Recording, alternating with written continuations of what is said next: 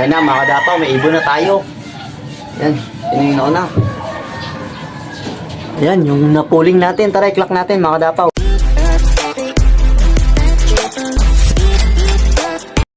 So yun, what's up mga kadapaw, no? Welcome back sa ating channel, Aklan Flyers TV. So for today's video mga kadapaw is abangan na naman. Yan, so ngayon nga yung third training natin sa South Derby Race. Yan, so binitawan yung ibon natin 6:30 sa Baybay Capiz. Nasa 45 to 46 kilometer yung distance natin, no?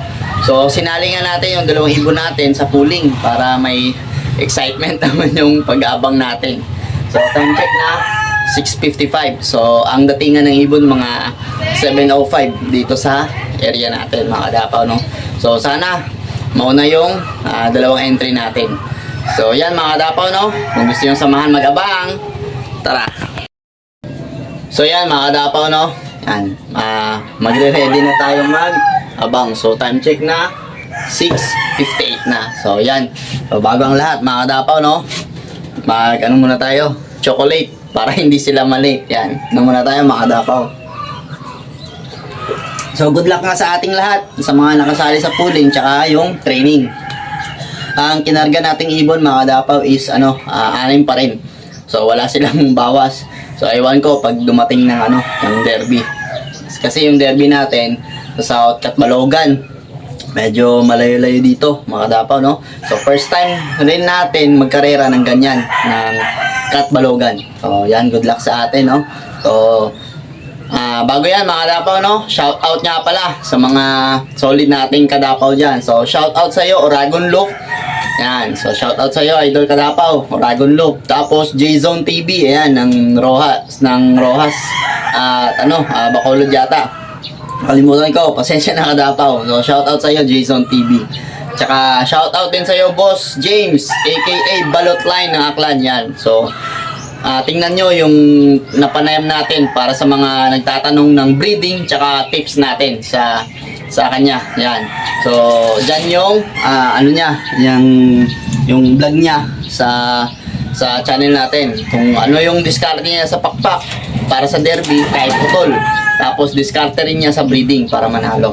So yan mga kadapaw, no? Shoutout sa iyo Idol James Balotline. So korsonada nga niya yung in-entry natin kahapon sa pooling, yung may puti sa mata. So sana nga mauna yung korsonada niya, no? At saka manalo.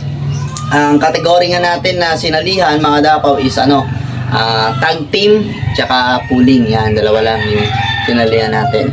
So, ngayon nga mga kadapaw, no, time check na 6:59. So, mag-abang-abang na tayo. Baka may mauna na ibon sa atin. So, tara na mga kadapaw.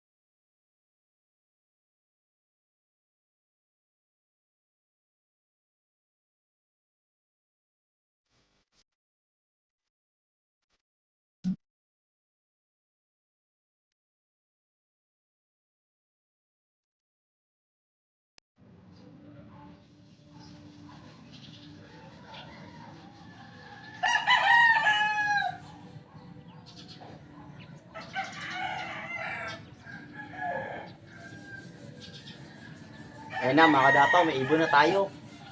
Yan, yun yung nauna. Yan, yung napuling natin. Tara, i-clock natin mga kadapaw. So yan mga kadapaw, yung first bird natin, no? Yung korsonada ni Boss James.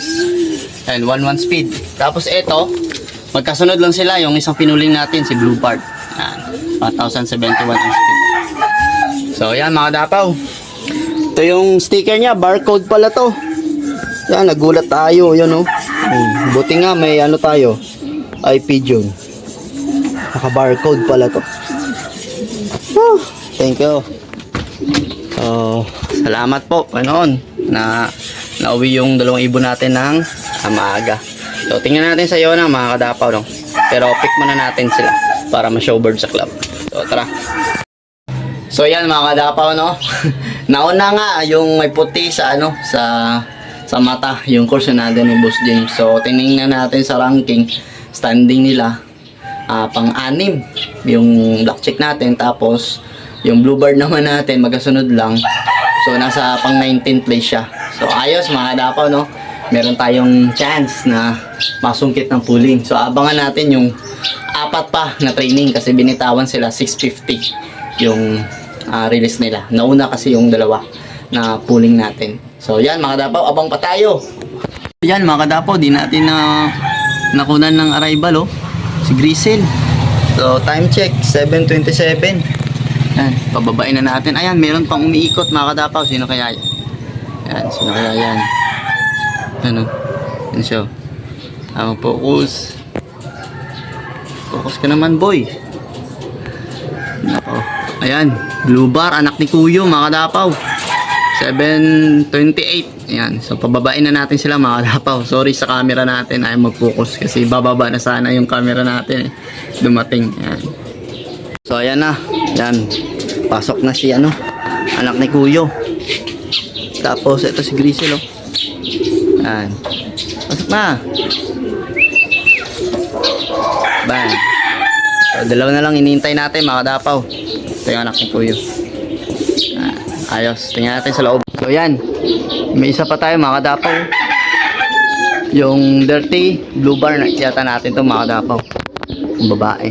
Yan. So papasukin natin siya mga kadapaw. Ayan siya, oh.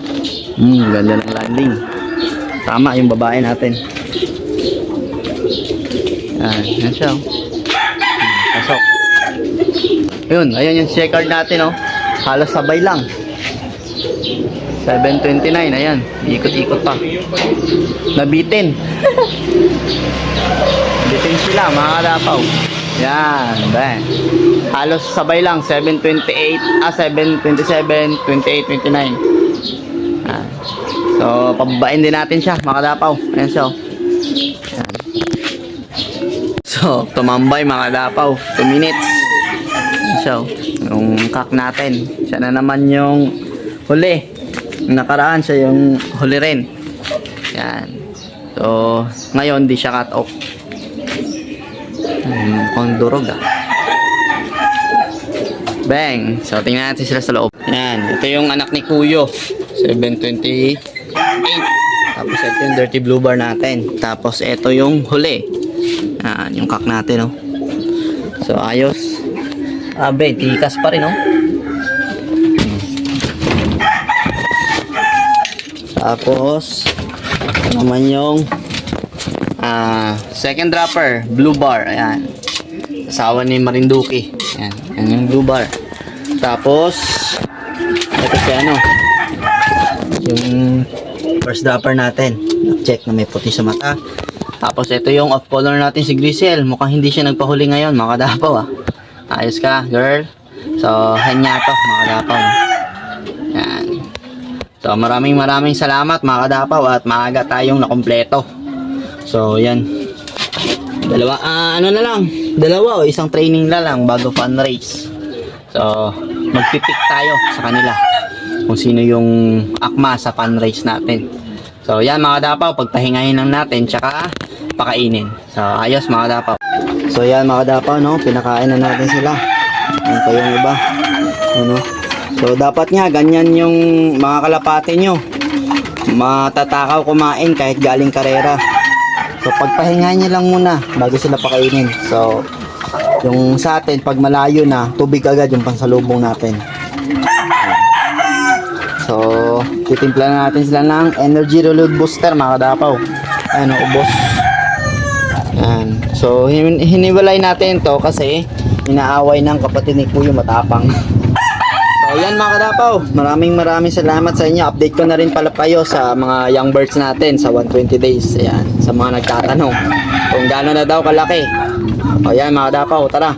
So yan lang mga kadapaw, no. Ito na yung update natin sa mga young birds natin na 120 days. Yan, yan na sila. Ang laki na. Tapos ito rin. Yan, no. Super healthy mga kadapaw. So kung mag-breed nga kayo mga kadapaw, dapat healthy talaga ang magulang para healthy rin ang magiging inakay. Yan. So sa breeding, maraming technique sa pagbe-breed mga kadapaw. Depende na lang sa inyo yan kung ano yung sistema nyo. So yung sa akin, ganyan.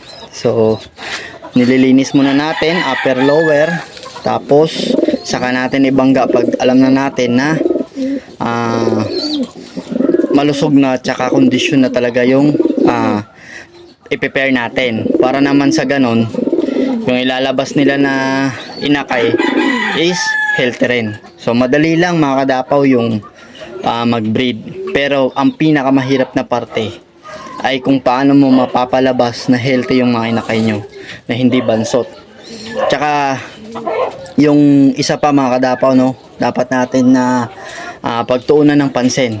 Dapat mag-breed tayo yung talagang subok na breeder. Kung susubok man tayo sa breeder, alamin muna natin kung ano yung history. Pag hindi natin alam yung history, unang subok natin, pag hindi siya pumerform or mahina siya, second clutch tayo. Pag hindi pa rin sa second clutch mga kadapaw, is change na tayo ng breeder. So ganyan nga mga kadapaw yung pagsubok. Pero kung meron talaga kayong subok na breeder, gaya nga niyan, no? Ito, gaya ng 2 times natin. So sinubukan natin kung magkiklik ba sa line breed yung mga anak nito. So hindi pa natin nasusubukan yung mga anak niya. So ngayon pa lang mga kadapaw, no, sa 120 days challenge. So kung hindi siya mag-click, second clutch tayo. Pag ayaw pa rin, change natin yung hen. Kasi ito subok na rin, champion. So hindi rin ibig sabihin mga kadapaw na pag champion to champion is magcha-champion na yung anak. So kailangan nating ilaro, kailangan nating ilipad. At dalawang uri nga pala yung kalapate mga kadapaw, no? Merong good flyer, merong good breeder, yung tinatawag nila na producer. Pag good flyer lang mga kadapaw ay masasabi natin na panglipad lang siya mga kadapaw, no? So ang i-develop natin dyan kung paano siya magiging good breeder. Pero pag pinanganak siya na producer talaga, good breeder, kahit finisher man yan, basta producer, yun yung maayos na gawin natin na breeder.